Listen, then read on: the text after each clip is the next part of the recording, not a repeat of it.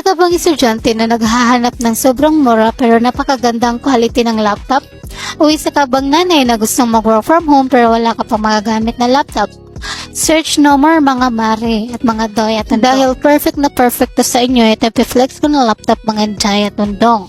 Dahil sa halagang 7,000 lang, meron ka ng Core i5, 6 Gen, 8 GB RAM, at 256 SSD. At yung size niya mga mare is 15.6 inches ang kanyang screen display. At meron na rin siyang Microsoft Office na naka-install na good para sa mga estudyante. Like meron siyang Word, Excel, at ito pa. Ka-Wi-Fi ready na din siya at meron din siyang napakalinaw na built-in camera. At dahil nga ako ay isang work from home mom, ito din yung ginagamit ko sa mga meetings ko sa work.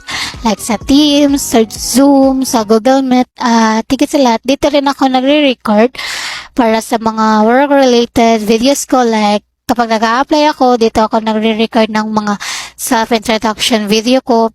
At hindi talaga siya naglo-loading mga mare at mga diet undong. Ang pinaka-bet ko sa lahat, itong laptop na ito, dito din ako nag-i-edit ng mga thumbnail photo ko para sa mga YouTube videos ko using Canva.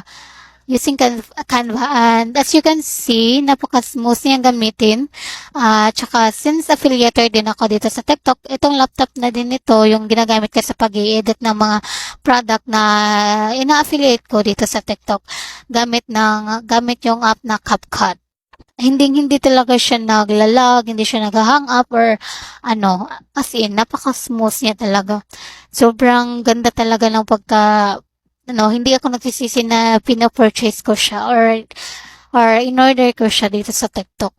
Kahit marami akong ino-open na tab, like sabay-sabay yung Canva, maglaro ng mga online games dyan, kayang-kaya din pala nito yung mga online games. And sobrang sulit nitong laptop na to, guys. Halain nyo, sa halagang 10k below, meron ka ng ganitong napakagandang laptop. Hindi ka talaga magsisisi mga mare, mga inday at dong. As in, gamit ko tong laptop na magawa nyo na pala sa akin mga mare. At wala pa itong, hindi pa siya nabubuksan at hindi pa ito na-repair. Kaya ano pang hinihintay nyo? Baka maubusan na ng stocks. Check out nyo na to. Go!